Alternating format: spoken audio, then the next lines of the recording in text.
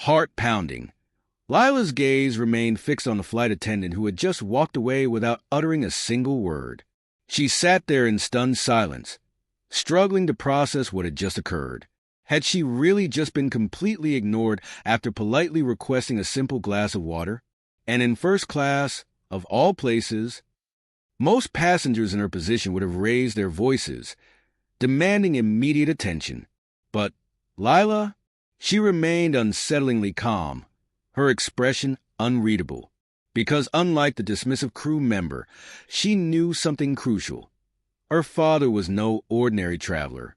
He was a major stakeholder in the very airline she was flying with. Welcome to New Real-Life Stories, where we bring you powerful moments that shape lives forever.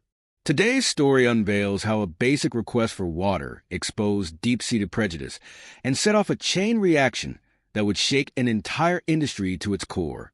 As Lila sat there, watching other passengers receive top-tier service while she remained parched, a storm of emotions brewed inside her. Hurt, frustration, and a rising determination. She could have easily asserted her status, name-dropped her father, or made a public scene. But instead, she chose a different path. With quiet composure, she reached into her bag, pulled out her phone, and sent a single text to her father. What happened next? It would send shockwaves through the airline and force an overdue reckoning with an uncomfortable truth: how they treated their passengers when they thought no one powerful was watching. Minutes ticked by in the pressurized cabin, and Lila observed with growing clarity the unsettling pattern unfolding before her. The flight attendant, Miss Caldwell, moved effortlessly through the aisle, exuding warmth and grace as she catered to every other passenger's needs. She poured champagne for a businessman in an expensive suit, brought freshly squeezed juice to an elderly woman adorned in pearls, and even fluffed pillows for those who hadn't even asked.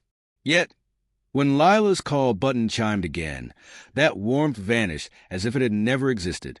With an icy tone and barely concealed irritation, Miss Caldwell turned to her. "I believe I already told you. We'll get to you when we can," she said curtly, not even bothering to make eye contact before striding away. The message was unmistakable. In her eyes, Lila simply did not belong in first class. Every deliberate step the attendant took down the aisle reinforced that unspoken belief, her heels clicking against the floor like a gavel sealing a verdict. The gentleman seated beside Lila shifted uneasily. He had noticed the blatant mistreatment and, after a long pause, leaned in slightly. "Would you like me to say something?" he asked, his voice low and laced with concern. But Lila merely shook her head. No anger, no outburst, just a quiet resolve. She didn't need to make a scene. She had something far more powerful up her sleeve. Years of watching her father navigate difficult situations had taught her a crucial lesson. True power often lies in patience and precision. Without hesitation, she typed a brief yet impactful message. "The flight attendant has refused me water. Twice." Her father's response was immediate. "Flight number?" She sent it. Seconds later, his next text arrived, just 4 words long, yet carrying an undeniable weight. "Sit tight. Don't worry." Between them, these words held years of understanding, a silent promise that injustice in their world would never be overlooked. Then the entire cabin seemed to shift. A crackle over the intercom broke the routine hum of the flight. "Miss Caldwell, report to the cockpit immediately." The flight attendant visibly stiffened. The confidence she had wielded so easily moments ago faltered. Every step she took forward carried a different energy now, one laced with unease. When she returned minutes later, the transformation was undeniable. The arrogance was gone. Her hands trembled slightly as she walked past Lila's row, avoiding eye contact altogether. The passengers around them, who had previously turned a blind eye, suddenly took interest in what was happening.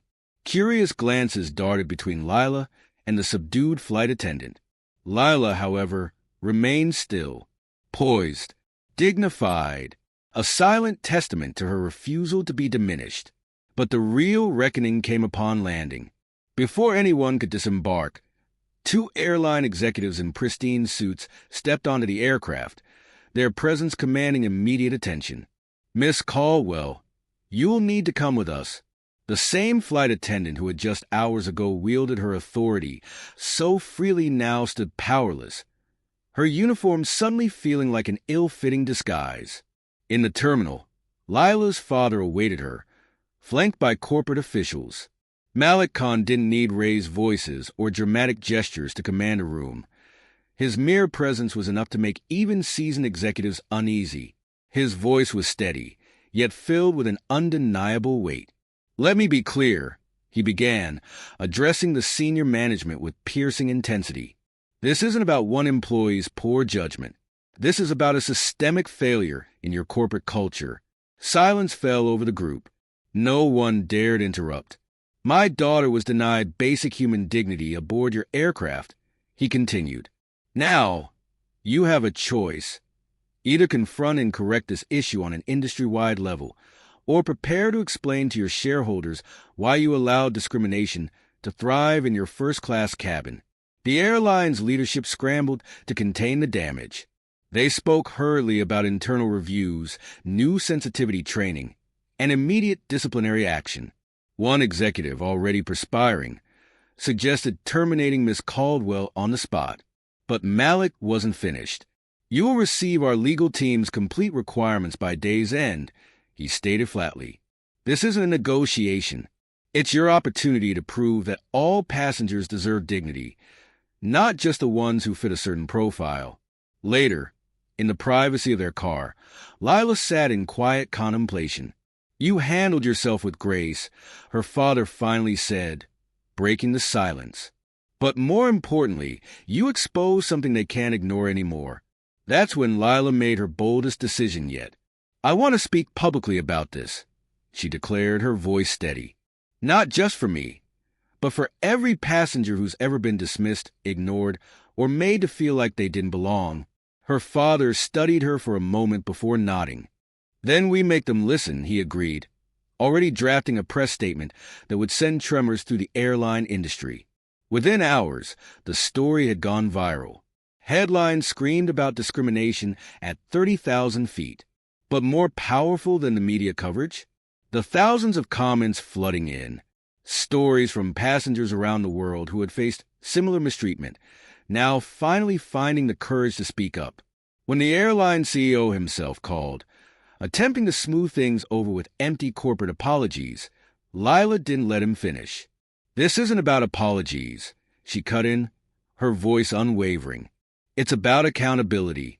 How many others have been treated this way when no one powerful was watching? That changes today."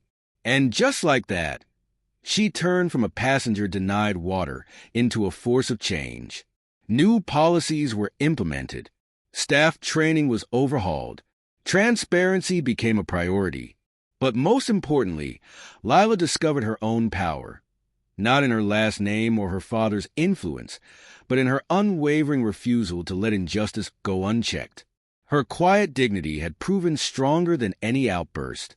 And through her courage, an entire industry was forced to change. Here at New Real Life Stories, we believe in the power of sharing moments that shape the world. If this story resonated with you, hit that like button and subscribe. We're on a journey to reach 10,000 subscribers, and with your help, we can continue bringing stories of everyday people making extraordinary change. Share this video if you believe in standing up for what's right, one quiet moment at a time.